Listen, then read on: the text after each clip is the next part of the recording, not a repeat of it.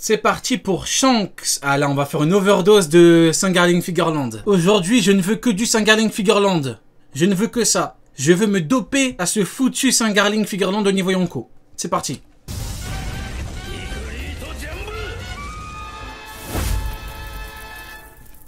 Yo les bros, c'est Goji et bienvenue Oula. dans la review de ce chapitre 1086 de One Piece. Ce chapitre exceptionnel révèle Ouais, plus d'informations Goji que les 15 dernières années de One Piece. Pas seulement, et si vous n'êtes toujours pas au courant, Eiichiro Oda prend 4 semaines de pause pour se faire opérer des yeux et ainsi terminer son œuvre dans les meilleures conditions possibles. Alors n'attendez pas de chapitre avant un mois. Pour l'occasion, je vous invite à me rejoindre sur Twitch puisque Exactement. Je ne veux me nourrir que de Sangarling Figurland. les lives sur One Piece se feront récurrents, mais également à vous abonner à ma chaîne secondaire où des rediffs et des contenus supplémentaires verront leur apparition. En attendant, la hype est à son sommet et dans cette review, je vais répondre à toutes vos interrogations sur ce 1086e chapitre de One Piece. Alors je vous invite à laisser un pouce bleu pour soutenir la vidéo et son référencement. Comme d'habitude, il n'y a pas d'aide plus précieuse pour me permettre d'évoluer. Abonnez-vous pour ne manquer aucune des futures vidéos qui paraîtront durant... Où est son bonnet? Garniz, t'es vraiment une merde, hein. Garniz, il va nous parler de Sangarling Figurland. Pourquoi tu nous fais chier avec son bonnet? Oh, Garniz. ce mois de pause. Rassurez-vous. Dans le monde, il y a deux types de personnes. Il y a Garling et il y a Garniz. À vous de choisir votre camp. Il y a Sangarling Figurland et il y a Garniz. Au lieu de parler de niveau Yonko et tout, nous parle de quoi? De bonnet. Oh, Garniz. Pas mal de trucs à vous proposer avec notamment et normalement l'une de mes plus grosses et importantes théories. Cette review va désormais pouvoir commencer. Merci à vous et surtout passez un excellent moment devant cette review légendaire du chapitre 1086. Nous retrouvons une partie du monde tel qu'il a été laissé après les événements de la rêverie. Si ce n'est pas le passage le plus important du chapitre, plusieurs éléments méritent d'être analysés. Wapol et Vivi ont réussi à s'échapper de Marie-Joise en infiltrant... Incroyable, hein. Oda, il a réussi à faire en sorte qu'on retrouve les deux personnages de l'époque qui s'enfuient en même temps. Il est vraiment bon, hein. Alors qu'on se rappelle de l'époque, les misogynes comme Louis étaient contents parce que t'avais Wapol qui avait mis une bonne claque à Vivi Petit. Wapol, les gars.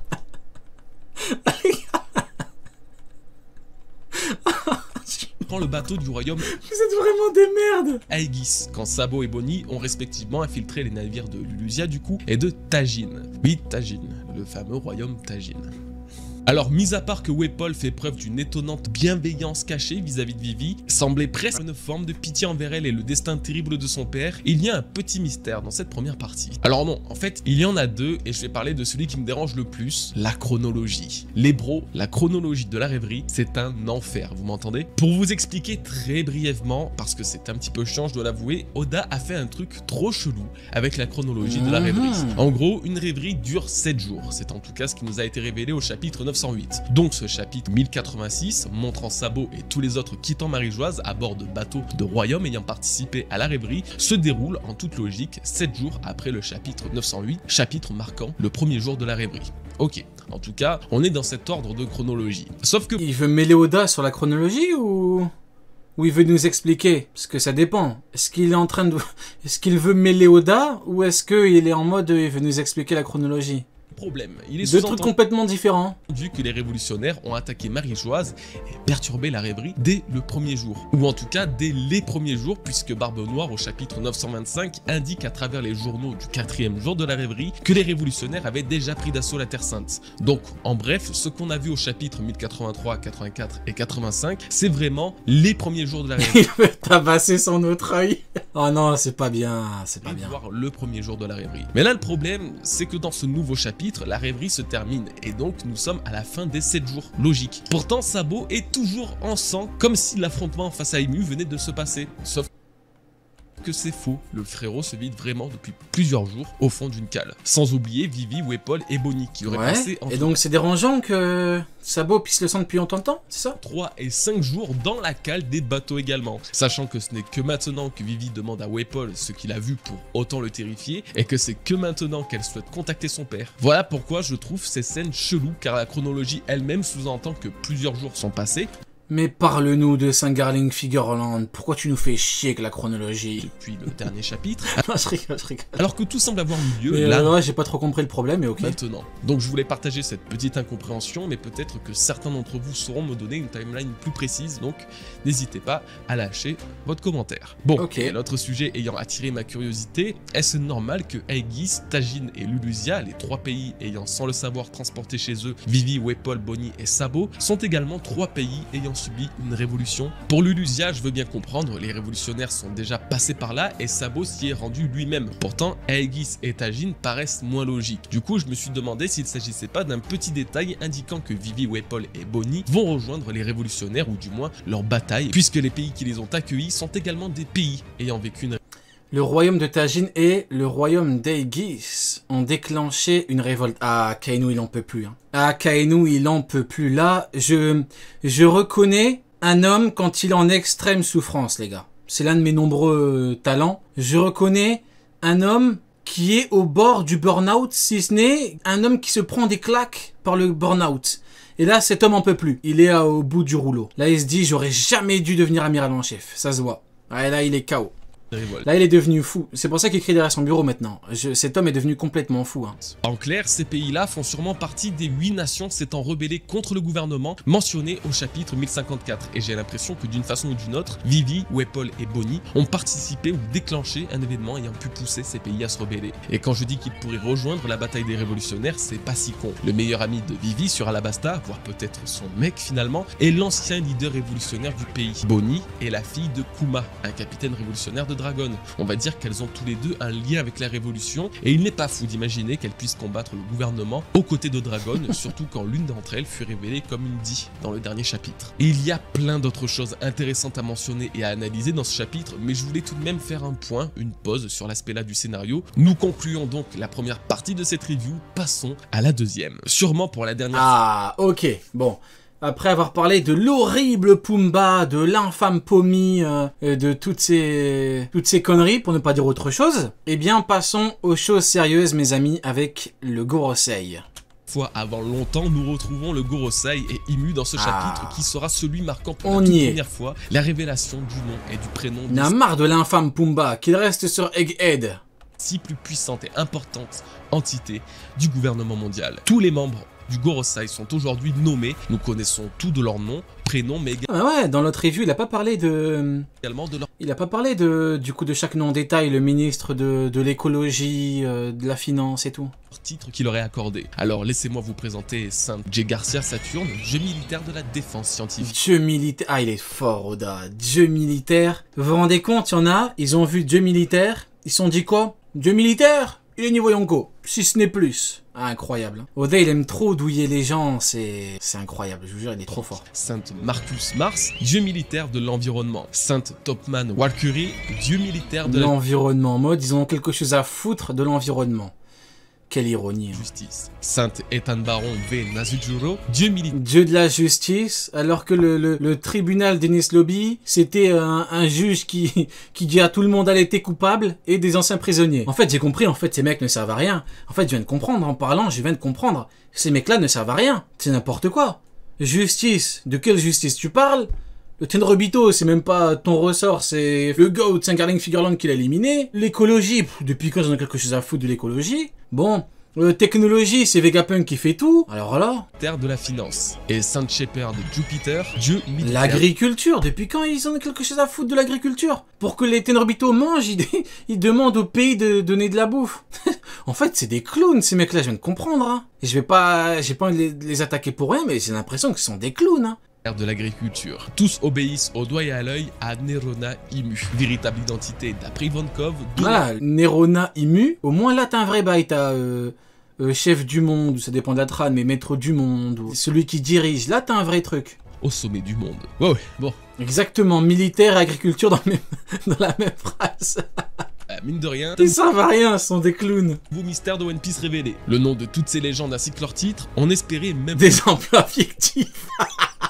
C'est des emplois fictifs. Faut une enquête, les gars. Découvrir après tant d'années. Pourtant, c'est le cas, ce qui nous pousse davantage vers l'évidence que One Piece touche à sa fin. On ne peut plus rien faire d'autre que subir le temps qui passe, et putain qu'est-ce qu'il passe vite. Bref, pas le temps de la jouer mélancolique, on a de l'analyse à faire. Comme d'habitude, on va le diviser en plusieurs points, les 5 dieux, et la fin des temps par Neronaïmu. Ok. Alors commençons sans plus attendre. Après la révélation du nom d'un des membres du Gorosei, Saturne, dans le chapitre 1073, tout paraissait très clair au sujet des 5 doyens de Marégeoise. Ils sont reliés aux astres de notre système solaire. On s'attendait alors, en plus de Saturne, à ce qu'ils soient tous nommés en fonction des 5 planètes les plus brillantes. En fait, le problème du truc de dire que c'est un nom de planète et donc t'as une arme antique, en fait, c'est un gros raccourci.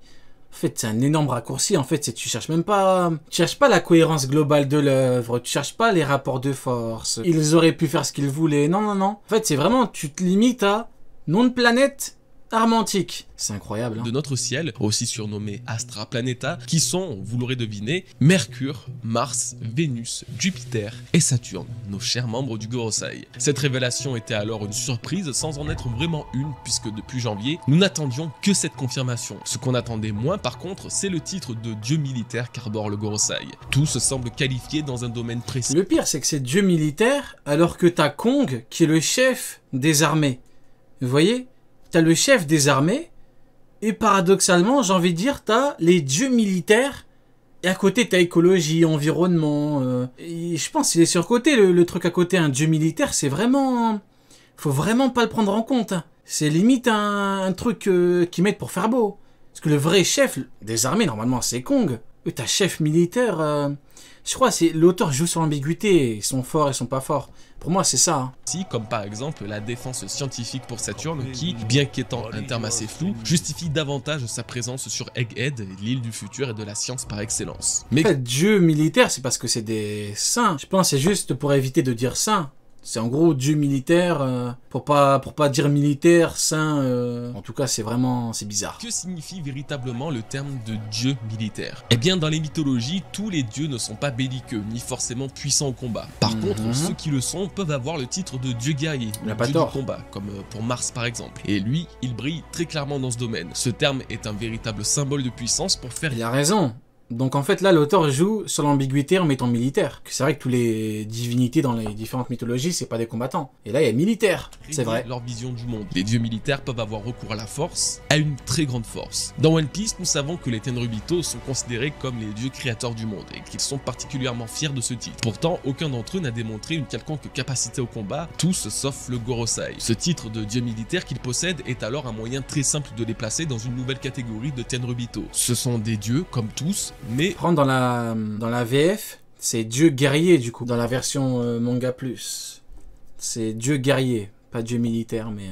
Ouais, dieu guerrier, c'est... Ouais. Pour faire une distinction avec Kong, peut-être. une véritable puissance militaire à démontrer. Alors qu'en est-il du reste de leur titre, leur lien avec la justice, l'environnement, la défense scientifique, etc. Eh bien, ça reste assez flou pour le moment, bien qu'il ne faut pas oublier que le Gorosei semble être issu de familles créatrices du gouvernement mondial. Sur les 20 rois créateurs, le nom de 4 d'entre eux en plus immus nous aurait été révélé, et ce sont ceux du Gorosei. Donc tout porte à croire que le titre que chacun possède est relié à une spécificité de leur famille. Et justement, analysons individuellement chacun de ces doyens pour tenter de comprendre ce qu'ils pourraient nous cacher. Pour Saturne, et comme je l'ai dit plus tôt, je ne pense pas que ce soit un pur hasard qu'il fut choisi pour se rendre sur Egghead alors qu'il possède le titre de dieu militaire de la défense scientifique. L'idée est alors qu'il ait un pouvoir ou des connaissances... Le nom, il est bien long. Dieu militaire de la défense technologique. bien précise autour de la défense scientifique. En effet, Saturne serait issu d'une grande lignée scientifique. Ça vous rappelle les Vinsmoke, hein? Eh bien, si je vous disais que les Jay Garcia ont peut-être justement un lien avec les Vinsmoke. Que vais-je pouvoir dire aux fantômes de mes ancêtres qui, après seulement 66 jours d'un idéal éphémère, n'ont plus jamais foulé le sol de leur pays? Ce sont les tristes mais énigmatiques paroles de Judge Vinsmoke sur sa famille ayant, semble-t-il, perdu le droit d'occuper une terre, leur propre royaume, comme s'ils avaient été chassés. Judge semble déterminé à reconquérir cette nation aujourd'hui disparue. Mais si la famille Jay Garcia était d'une façon ou d'une autre à l'origine du malheur des Vinsmoke, de leur malédiction. Deux royaumes scientifiques, une au sommet du monde, l'autre forcée d'errer sur les mers, je soupçonne une forme de rivalité entre eux, bien que la tragédie des Vinsmoke ne remonte qu'à 300 ans. T'imagines? Tu crois que Saturne il a le niveau Yonko, mais en fait il combat qui? Le horrible Vinsmoke. T'imagines la douche froide? T'imagines dans ta tête tu dis ouais, dieu militaire de la guerre, de la science, de la technologie. Le mec, c'est la divinité suprême de la technologie. En fait, il combat qui? L'infâme Juge. Oh non, là, c'est... Oh non, là, c'est... Tu te prends... Là, c'est l'équivalent d'un coup de canabo sur le crâne, hein. Derrière le crâne, carrément. Ah, mais t'imagines le combat? Mais moi, je pleure de rire, hein. Ah, mais moi, je décrète ce jour férié, carrément. Si vraiment t'as un combat entre les deux, alors que tu crois que ce mec-là, il se prend Kaido, hein. Parce qu'il faut bien comprendre ce que ça veut dire, niveau Yonko. C'est ce mec-là, il peut battre Kaido. Il est capable de battre Kaido. Avec son vieux bâton, là. Je soupçonne une forme de rivalité entre eux, bien que la tragédie des Vinsmoke ne remonte qu'à 300 ans. Genre, il fait bâton contre Kanabo contre Kaido, il regarde comme ça, Kaido, il sourit, il fait « Ah, on va avoir un vrai combat, dieu militaire de la science. » C'est une dinguerie. Genre, il arrive normal sur Onigashima, il arrive devant King et Queen, il fait « Non, il va vous négatif diff, les gars. Il y a que moi qui peux le combattre ici. » Ouais, ben, putain.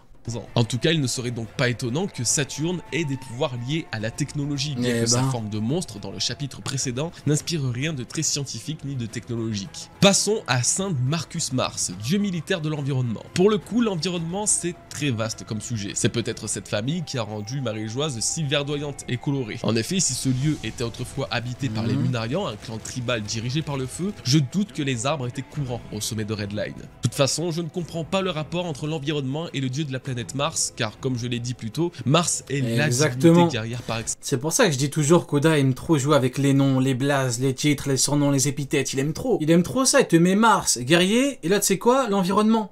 C'est incroyable quand même, hein. Ah ouais, qu'est-ce que vous voulez que je vous dise? Le dieu incarnant les combats et l'hostilité. La nature de ce dieu fait de Saint Marcus Mars l'un des plus puissants combattants des Gorosei si Oda respecte le rôle de ces divinités. Non, Oda, je le soupçonne de faire ça comme ça, t'es là, tu réfléchis, tu cherches, tu te dis ah ouais, c'est peut-être lui le mec le plus fort, et ben non, il va combattre qui? L'horrible Juge. Pourtant, ce n'est pas censé être le plus puissant car un possède tous les attributs pour ce rôle et nous le verrons très bientôt. Malgré un nom à coucher dehors, cet homme représentant Mercure est également le dieu de la justice. Un nom à coucher dehors? Comment ça, mon ref? Une fois n'est pas coutume, difficile de cerner son véritable rôle. Un nom à coucher dehors. Principe que les autres, la famille Topman était peut-être davantage investie. Faut respecter un peu nos anciens, Goji. Comment ça, un nom à coucher dehors? Faire politique que ça veut lors dire de la création du gouvernement mondial. Ce qui m'intéresse plus particulièrement, c'est la symbolique qu'a Mercure dans l'astronomie, qui est la planète la plus proche du Soleil. Luffy étant le Soleil, Walkyrie aura-t-il un lien ou une interaction particulière avec lui? Ça pourrait être le cas si Oda copie à nouveau à la perfection le rapport qu'ont les planètes entre elles. Le nom du samouraï du Gorosei a enfin révélé. C'est lui qui m'intéresse. Allez, et je vous pose une petite question. À votre avis, pourquoi cet homme m'intéresse? Allez, essayez de deviner. À votre avis, pourquoi c'est celui-là qui m'intéresse le plus? Normalement, vous trouvez rapidement. Normalement, vous l'avez direct. Allez, pourquoi? Exactement, bien joué, Saker, il a eu direct, parce qu'il est déjà plus faible que Mihawk. Magnifique, il l'a eu très rapidement, oui, parce qu'il a une épée, et donc, de facto, parce qu'il est plus faible que Mihawk. Tout à fait bien joué.